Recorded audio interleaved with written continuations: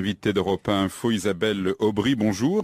Bonjour. Merci d'être avec nous sur Europe 1 ce matin. Vous êtes la présidente de l'Association internationale des victimes de l'inceste et donc l'Assemblée nationale cette nuit a adopté cette proposition de loi pour mieux prévenir, identifier et sanctionner l'inceste qui notamment est inscrit dans le code pénal. Vous êtes satisfaite ce matin de ce vote des députés ? Oui, bien que la loi ne soit pas parfaite, pour nous c'est juste une première pierre.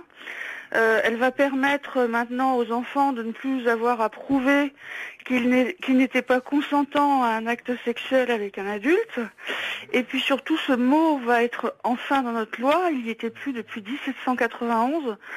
On était de nombreuses victimes dans l'hémicycle à écouter les députés et je dois dire qu'on était assez émus d'entendre ce mot à de nombreuses reprises, ce mot qu'on ne dit jamais.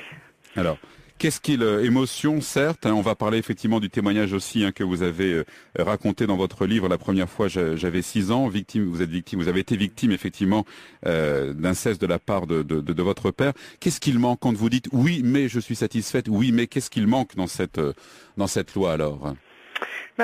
En fait, nous, on aurait souhaité que ce soit un crime spécifique, c'est-à-dire qu'on ne garde pas la hiérarchie entre le viol et les agressions, parce que cela permet en fait de correctionnaliser des viols d'enfants, c'est-à-dire de les passer de la cour d'assises à la cour correctionnelle avec des peines moindres.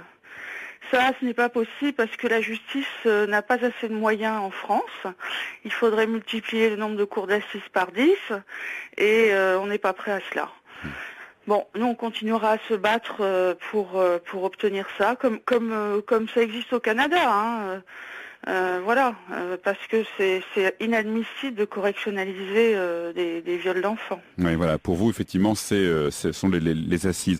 Qu'est-ce que vous pensez aussi des propos de la députée Marie-Louise Faure, c'est elle qui est à l'origine de cette proposition de loi. Elle dit un tabou a été levé et elle a dit aussi à l'Assemblée nationale ma pensée va aux 2 millions de victimes françaises. Vous le prenez comme ça, effectivement, le vote de cette loi. Une nouvelle fois, c'est l'Assemblée nationale. Il faut ensuite que ça aille devant le Sénat. Mais vous le vivez effectivement un peu comme un hommage. Qu'est-ce que vous pensez de ces propos ?